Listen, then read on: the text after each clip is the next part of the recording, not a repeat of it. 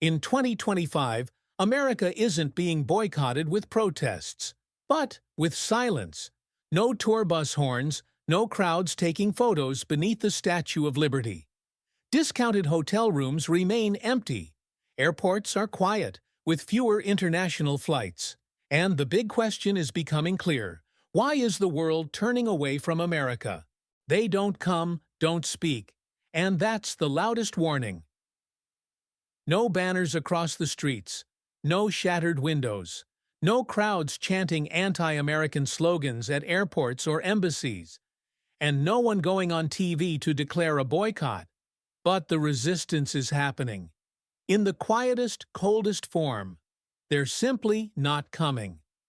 From dazzling New York to the peaceful towns of Montana, America in 2025 isn't just low on tourists. It's missing the very sound of global trust. Empty seats in airplane cabins, hotel rooms that are always available, tour boats anchored because there aren't enough guests. They all say one thing. This absence is intentional, and it's seeping into every corner of the American economy. Usually, a crisis makes people scream, but this time, the world chose silence. And that silence echoes louder than any declaration from the United Nations or the White House ever could. This isn't just a decline in tourism, the term market analysts still use to sugarcoat the numbers. This is a form of strategic withdrawal, quiet but systematic. No one wants to step into a country where the first feeling upon landing isn't excitement, but anxiety.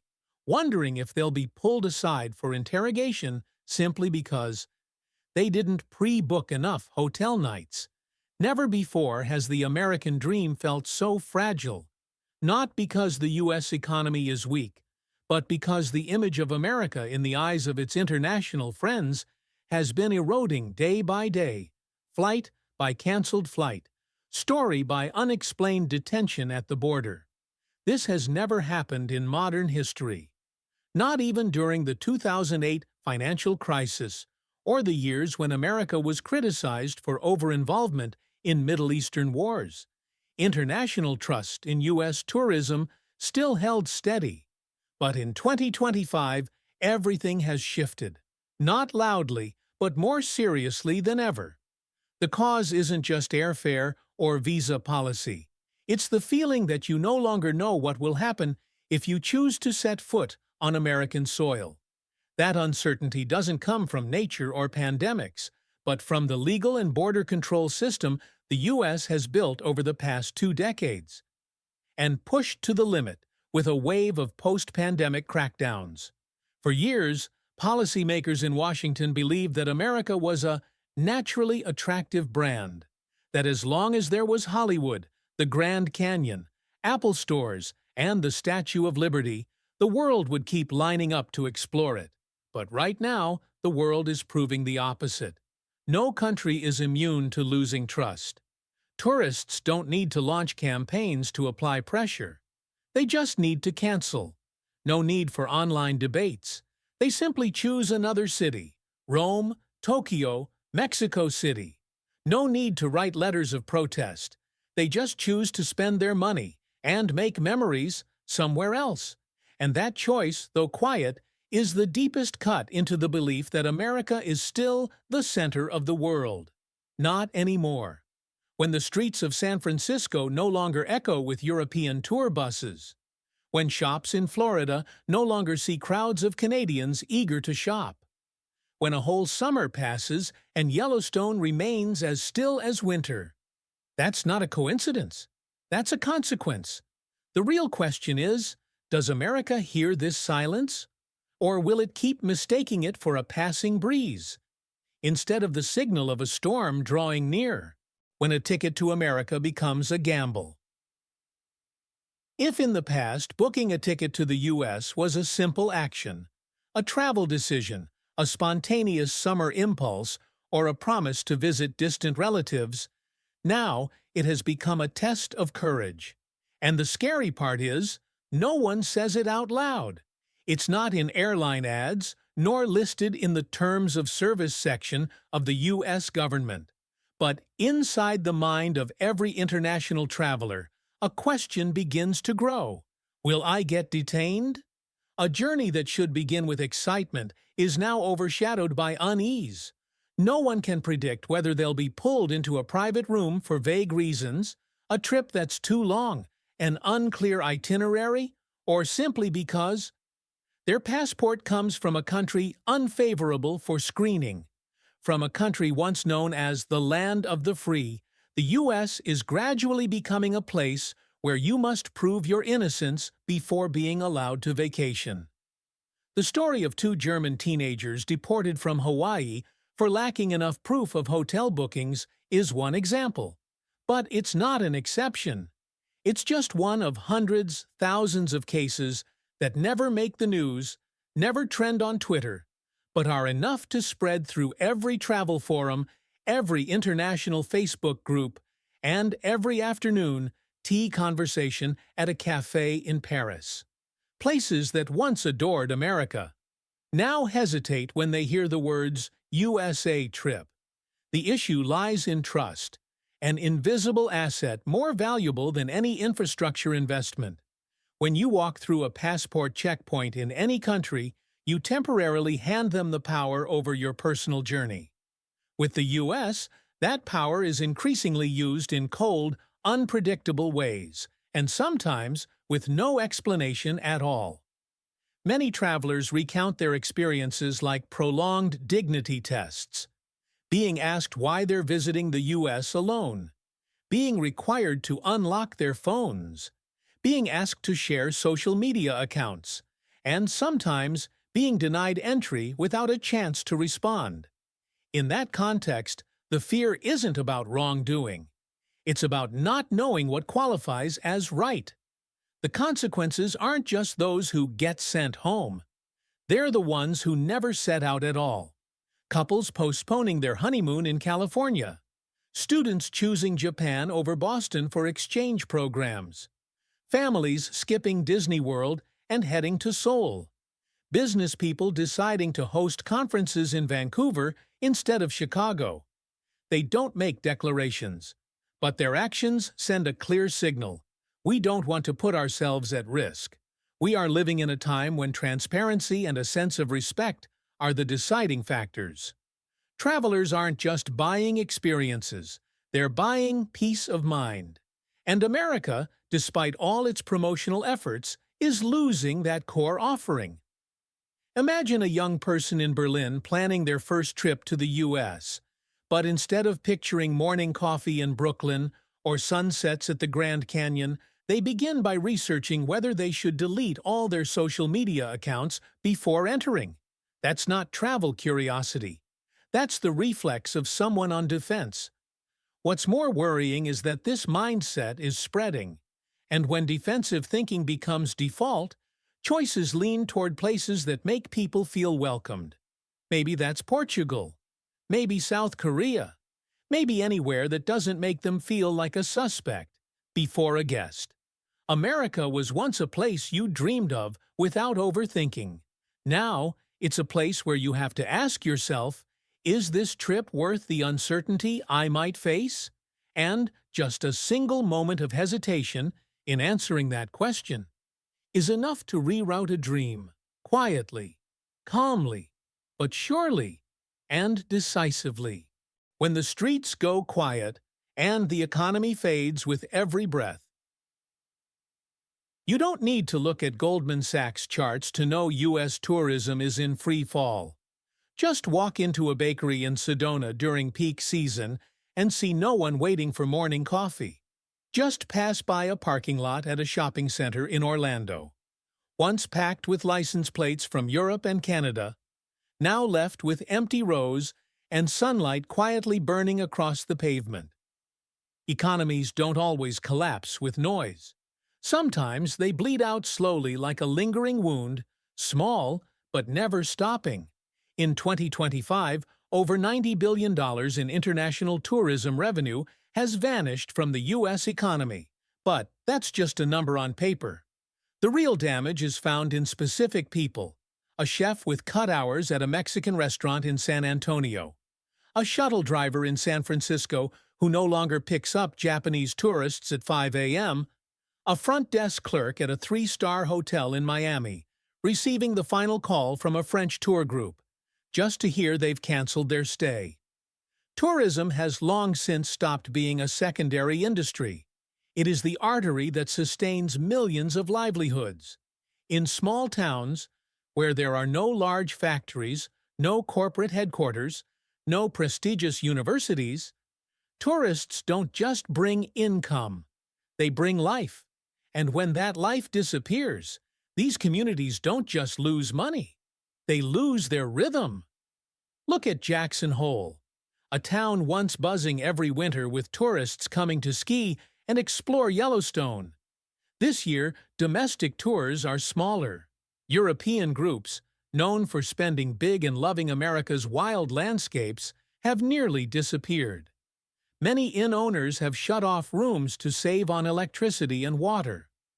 A few souvenir shops stay closed during the week, and on some nights, the entire main street is lit only by street lamps and the sound of wind rustling through distant mountains. The economic ripple doesn't stop at tourism.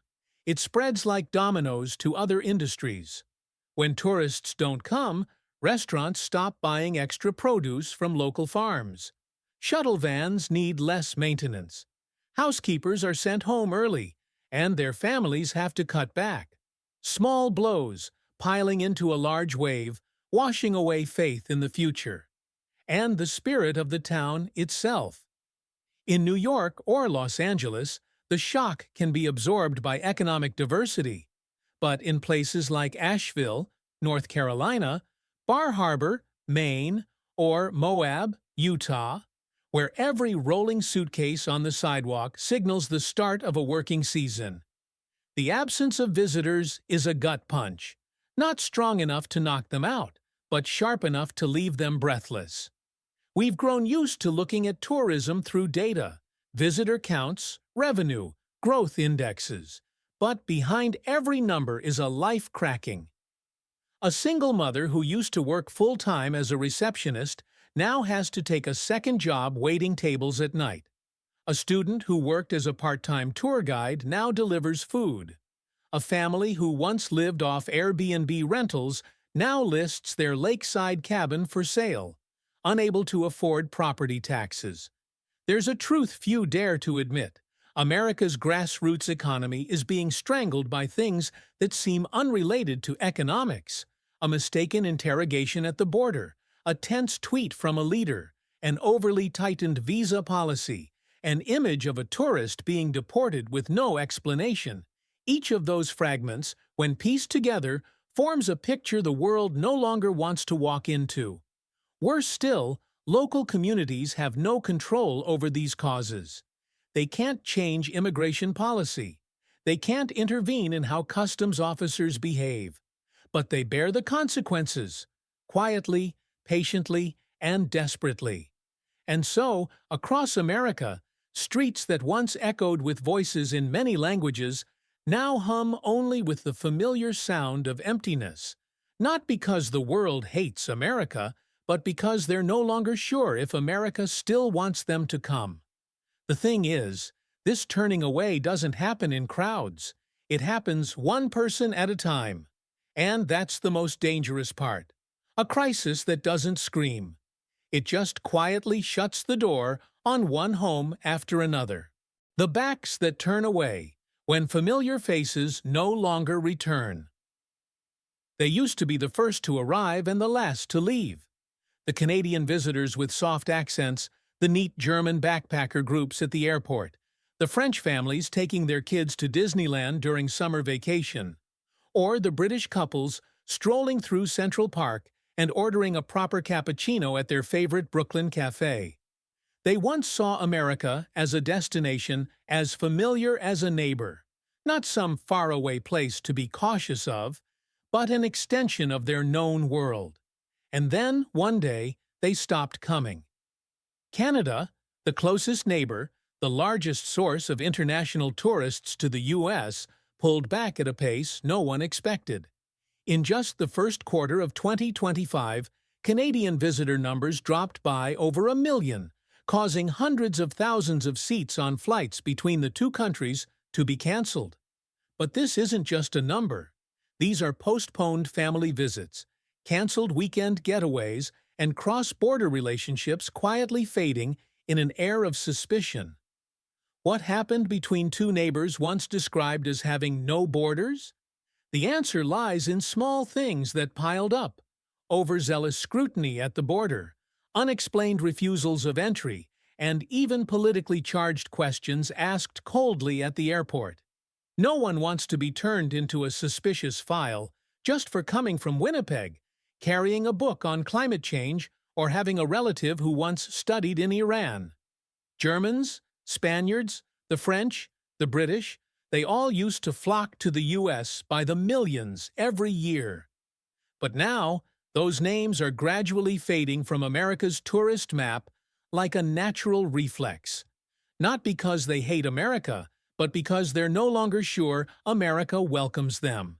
In Berlin, a young family switches tickets from San Diego to Lisbon.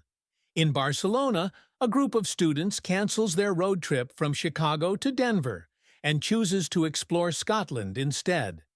In Toronto, a couple cancels their honeymoon in Florida after the husband was held for 2 hours at the border simply for traveling alone and carrying professional camera gear. No one announces a boycott. No one posts angry statuses. But each of these small changes is shaping a quiet shift in which America is no longer the center of attraction. Worse still, European governments have begun to respond with official actions. Several countries have issued travel advisories, highlighting risks around entry, inconsistent security screenings, and growing political instability in the U.S. These aren't anti-American declarations, but warnings to their citizens that a trip to the U.S. is no longer a simple thing. The saddest part is, it's the American tourism businesses, those with no involvement in federal policies, who are the first and hardest hit.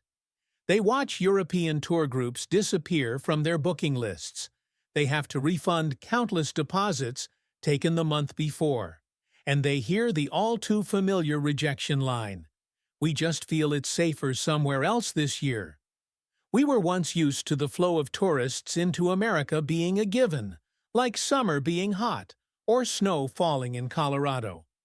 But 2025 has proven a bitter truth. Trust is never permanent. Once the world starts reconsidering whether to come to America, it's no longer a seasonal issue. It's a strategic one. And that strategy is playing out everywhere. In decisions to visit France instead of New York, pick Kyoto over Los Angeles, and invest in Thailand's hotel sector instead of Miami's. America isn't being rejected. It's being replaced. And the most painful part? Not everyone notices right away. Because those who once chose America are now choosing silence. But each silence carries a clear message. We used to come. We used to love it. But now, we're no longer sure America wants us anymore. When the federal government says it's fine and the states try to save what's left, the decline in international tourists is no longer a warning, it's the reality. But what deepens the crisis is the alarming disconnect between the federal government and the local states, the ones who are actually bearing the economic consequences every single day. In Washington, President Trump declared to the press that everything is under control and that the numbers don't reflect the real picture yet. To him, the retreat of international tourists is merely a slight adjustment and will quickly bounce back. But what's happening on the ground, in airports, hotels, towns dependent on foreign visitors, tells a completely different story. California, the biggest tourism state in the U.S., doesn't have the luxury of waiting for real numbers like in the capital. Here, every day passes with hundreds of empty rooms, thousands of canceled bookings, and millions of dollars not coming back.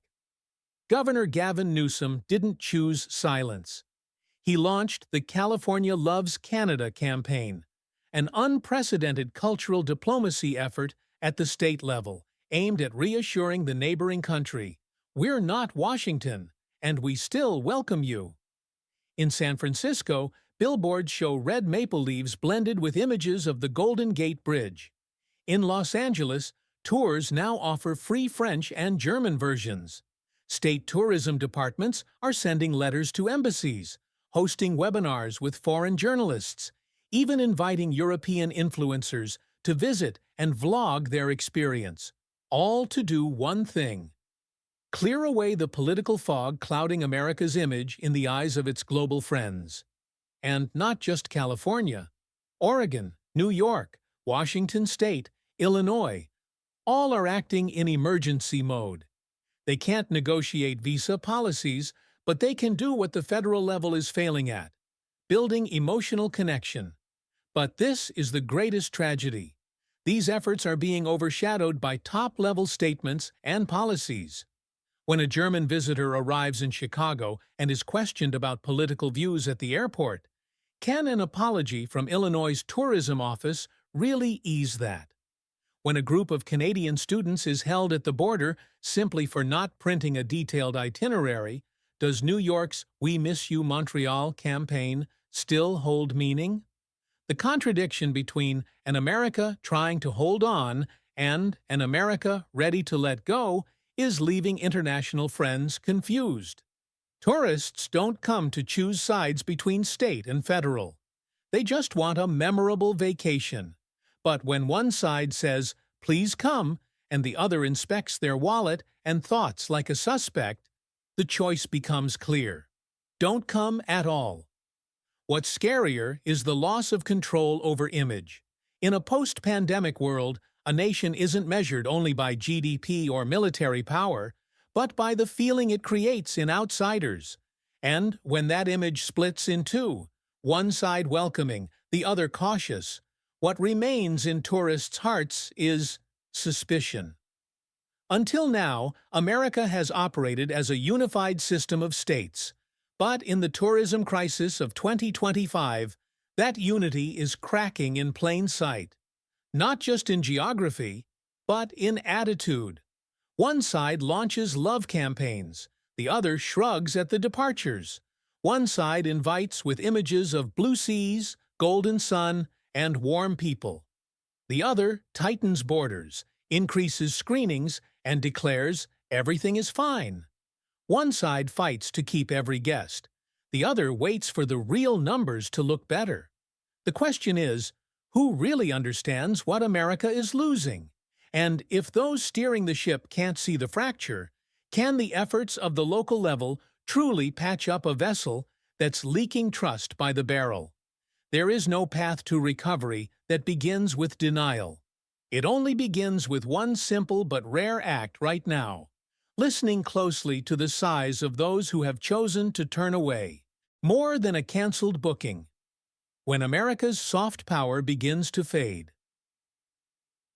There are things that can't be measured in money, not in financial reports or GDP growth charts, not recorded in balance sheets, yet they determine the status and future of an entire nation. That's trust, goodwill, and the image the world holds in its heart when thinking of a country. And in that, America once led. For decades, tourism wasn't just a key economic sector of the United States. It was a silent diplomatic tool, where the streets of New York, cafes in Seattle, music nights in Nashville, or the dazzling boulevards of Los Angeles became the most vivid classrooms for foreigners to experience American culture beyond a screen. A trip to America once meant witnessing openness, dynamism, multiculturalism, and promise.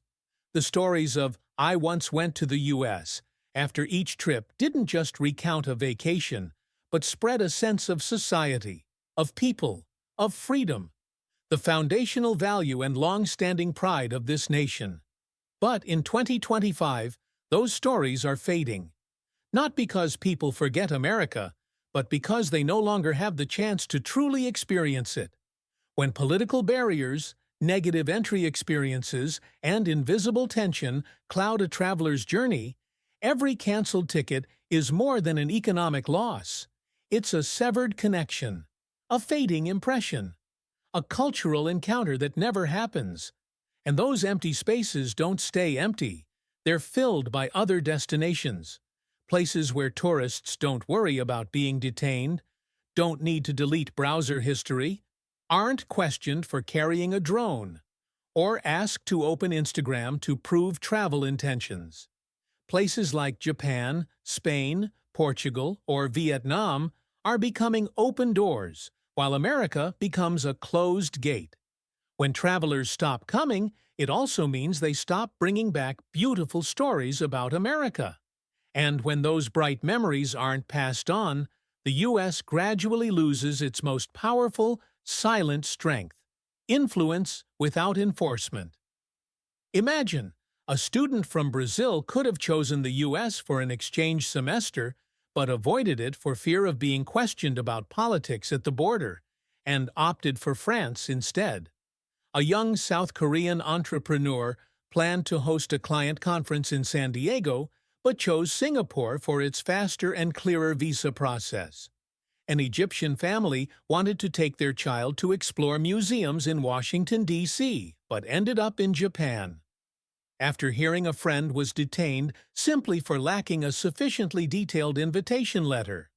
Each of those decisions isn't loud, but each is a brick falling from America's wall of soft power.